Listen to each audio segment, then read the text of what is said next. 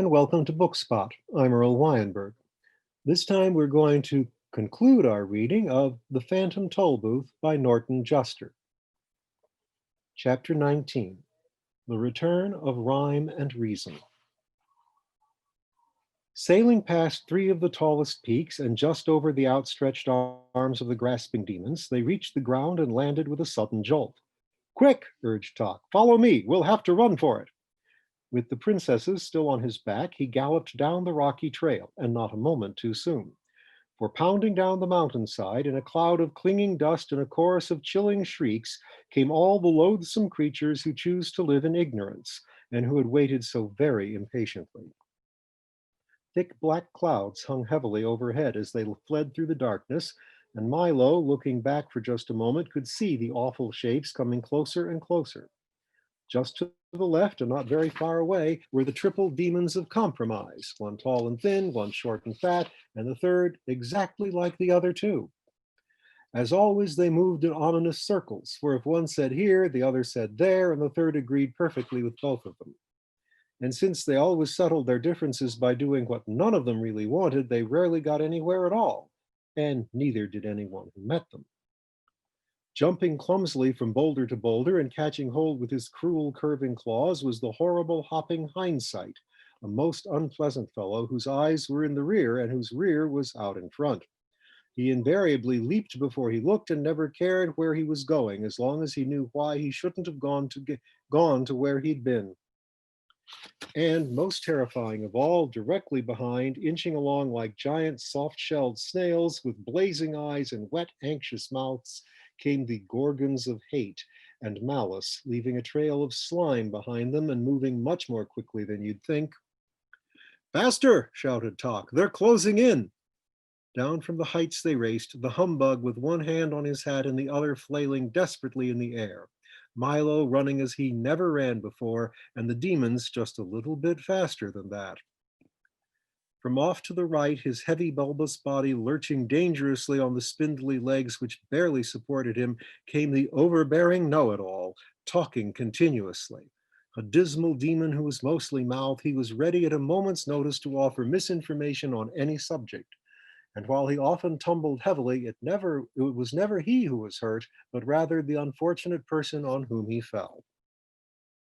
Next to him, but just a little behind, came the gross exaggeration, whose grotesque features and thoroughly unpleasant manners were hideous to see, and whose rows of wicked teeth were made only to mangle the truth. They hunted together and were bad luck to anyone they caught. Riding along on the back of anyone who'd carry him was the threadbare Excuse, a small, pathetic figure whose clothes were torn and tattered and who mumbled the same things again and again in a low but piercing voice.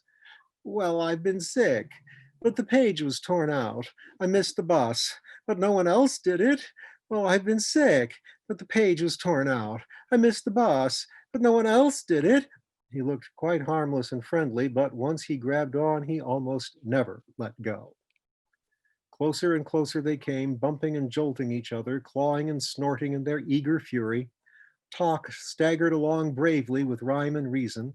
Milo's lungs now felt ready to burst as he stumbled down the trail, and the humbug was slowly falling behind. Gradually, the path grew broader and more flat as it reached the bottom of the mountain and turned toward wisdom.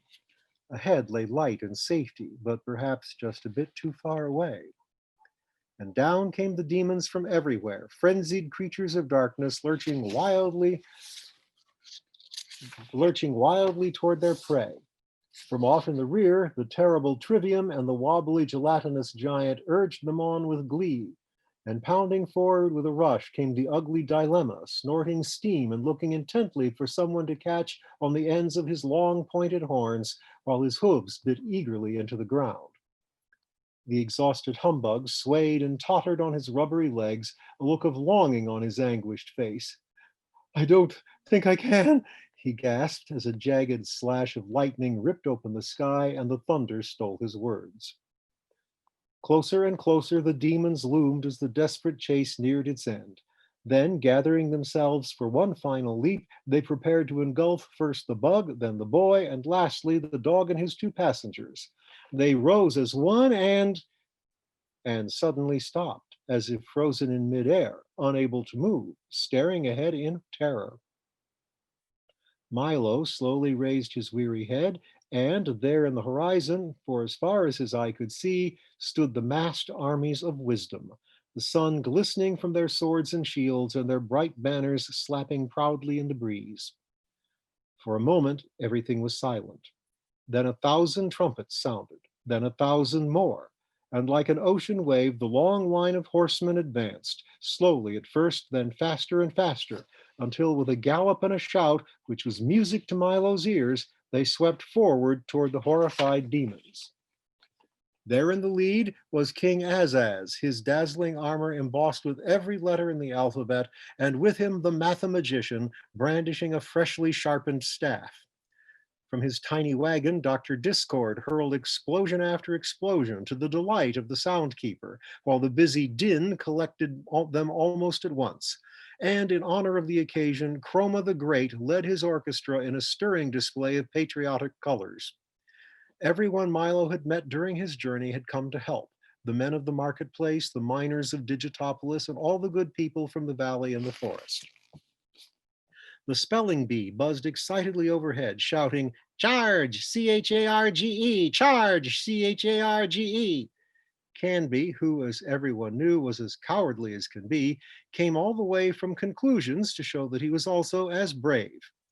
And even Officer Shrift, mounted proudly on a long, low dachshund, galloped grimly along. Cringing with fear, the monsters of ignorance turned in flight and with anguished cries too horrible ever to forget, returned to the damp, dark places from which they came. The humbug sighed with relief, and Milo and the princesses prepared to greet the victorious army. "Well done," stated the Duke of Definition, dismounting and grasping Milo's hand warmly. "Fine job," seconded the Minister of Meaning. "Good work," added the Count of Connotation. "Congratulations," proposed the Earl of Essence. "Cheers," recommended the Undersecretary of Understanding. And since that's exactly what everyone felt like doing, that's exactly what everyone did. "It's we who should thank," began Milo when the shouting had subsided, but before he could finish, they had unrolled an enormous scroll. And with a fanfare of trumpets and drums, they stated in order that henceforth and forthwith be it known by all men that rhyme and reason reign once more in wisdom. The two princesses bowed gratefully and warmly kissed their brothers, and they all agreed that a very fine thing had happened. "And furthermore," continued the proclamation, "the boy named Milo, the dog known as Talk, and the insect hereinafter referred to as the humbug are hereby declared to be heroes of the realm." Cheer after cheer filled the air, and even the bug seemed a bit embarrassed at having so much attention paid to him.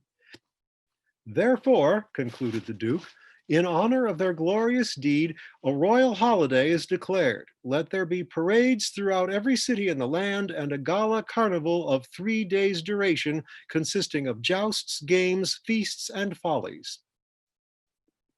The 5 cabinet members then rolled up the large parchment and, with many bows and flourishes, retired.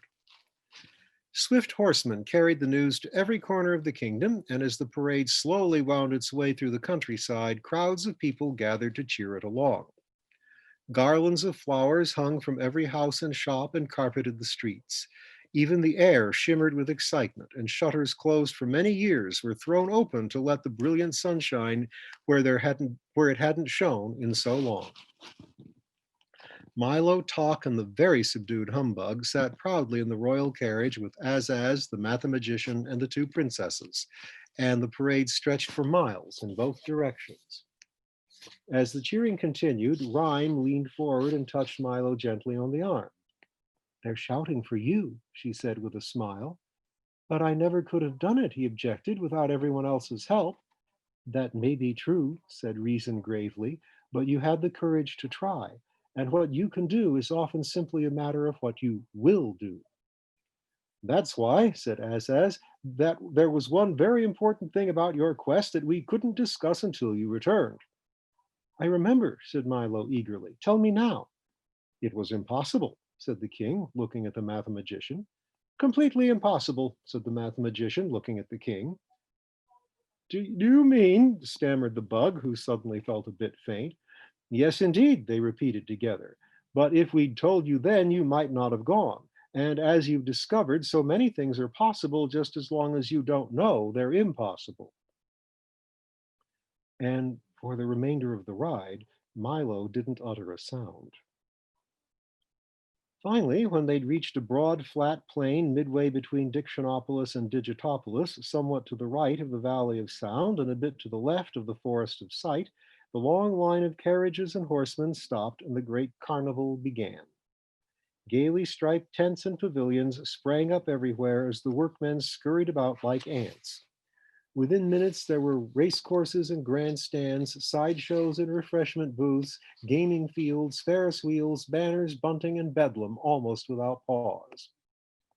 The mathematician provided a continuous display of brilliant fireworks made up of exploding numbers, which multiplied and divided with breathtaking results, the colors, of course, being supplied by Chroma, and the noise by the deliriously happy Dr. Discord. Thanks to the soundkeeper, there was music and laughter and, for very brief moments, even a little silence.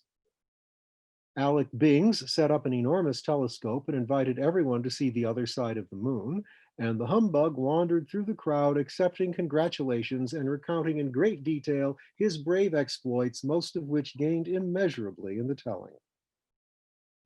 And each evening, just at sunset, a royal banquet was held. There was everything imaginable to eat. King Azaz had ordered a special supply of delicious words in all flavors, and for those who liked exotic food, in all languages too. The mathematician had provided innumerable platters of division dumplings, which Milo was very careful to avoid, for no matter how many you ate, when you finished, there were more on your plate than when you began. And of course, following the meal came songs, epic poems, and speeches in praise of the princesses and the three gallant adventurers who had rescued them. King Azaz and the mathematician pledged that every year at this same time they would lead their armies to the mountains of ignorance until not one demon remained, and everyone agreed that no finer carnival for no finer reason had ever been held in wisdom. But even things as fine as all that must end sometime, and late on the afternoon of the third day, the tents were struck, the pavilions were folded, and everything was packed ready to leave. It's time to go now, said Reason, for there is much to do. And as she spoke, Milo suddenly remembered his home. He wanted very much to go back, yet somehow he could not bear the thought of leaving. And so you must say goodbye, said Rhyme, patting him gently on the cheek. To everyone, said Milo unhappily. He looked around slowly at all the friends he'd made, and he looked very hard so as not to forget any of them for even an instant. But mostly he looked at Talk and the humbug, with whom he had shared so much, the perils, the dangers, the fears, and best of all, the victory. Never had anyone had two more steadfast companions. Can't you both come with me? He asked, knowing the answer as he said it. I'm afraid not, old man, replied the bug. I'd like to, but I've arranged a lecture tour which will keep me occupied for years. And they do need a watchdog here, barked Talk sadly. Milo embraced the bug, who in his most typical fashion was heard to mumble gruffly, bah, but whose damp eyes told quite a different story. Then the boy threw his arm around Talk's neck and for just a moment held on very tightly. Thank you for everything you've taught me, said Milo to everybody as a tear rolled down his cheek. And thank you for what you've taught us, said the king, and as he clapped his hands, the little car was brought forward, polished like new. Milo got in and with one last look started down the road with everybody waving him on. Goodbye, he shouted. Goodbye, I'll be back. Goodbye, shouted Azaz. Always remember the importance of words. And numbers, added the mathematician forcibly. Surely you don't think numbers are as important as words, he heard Azaz shout in the distance. Is that so? Replied the mathematician a little more faintly. Why, if, oh dear, thought Milo, I do hope they don't start it all again. And in a moment they had faded from sight as the road dipped, turned, and headed for home. Chapter 20. Goodbye and hello. As the pleasant countryside flashed by and the wind whistled a tune on the windshield, it suddenly occurred to Milo that he must have been gone for several weeks. I do hope that no one's been worried, he thought, urging the car on faster. I've never been away this long before. The late afternoon sun had turned now from a vivid yellow to a warm, lazy orange, and it seemed almost as tired as he was. Seemed almost as tired as he was. The road raced ahead in a series of gentle curves that began to look familiar, and off in the distance the solitary toll booth appeared, a welcome sight indeed. In a few minutes he reached the end of his journey, deposited his coin, and drove through. And almost before realizing it, he was sitting in the middle of his own room again. It's only 6 o'clock, he observed with a yawn, and then, in a moment, he made an even more interesting discovery. And it's still today. I've been gone for only an hour, he cried in amazement, for he'd certainly never realized how much he could do in so short a time. Milo was much too tired to talk and almost too tired for dinner, so without a murmur, he went off to bed as soon as he could. He pulled the covers around him, took a last look at his room, which somehow seemed very different than he'd remembered, and then drifted into a deep and welcome sleep. School went very quickly the next day, but not quickly enough, for Milo's head was full of plans, and his eyes could see nothing but the toll booth and what lay beyond. He waited impatiently for the end of class, and when the time finally came, his feet raced his thoughts all the way back to the house. Another trip, another trip. I'll leave right away. They'll all be so glad to see me, and I'll. He stopped abruptly at the door to his room, for where the toll booth had been just the night before, there was now nothing at all. But it had vanished just as mysteriously as it had come, and in its place was another bright blue envelope, which was addressed simply, For Milo, who now knows the way. He opened it quickly and read, Dear Milo, you have now completed your trip courtesy of the Phantom Toll Booth. We trust that everything has been satisfactory and hope you understand why we had to come and collect it. You see, there are so many other boys and girls waiting to use it. It's true that there are many lands you've still to visit, some of which are not even on the map, and wonderful things to see that no one has yet imagined.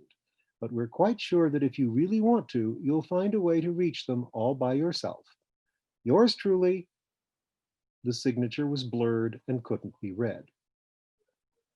Milo walked sadly to the window and squeezed himself into one corner of the large armchair. He felt very lonely and desolate as his thoughts turned far away, to the foolish, lovable bug, to the comforting assurance of talk standing next to him, to the erratic, excitable din, to little Alec, who he hoped would someday reach the ground, to rhyme and reason without whom wisdom withered, and to the many, many others he would always remember.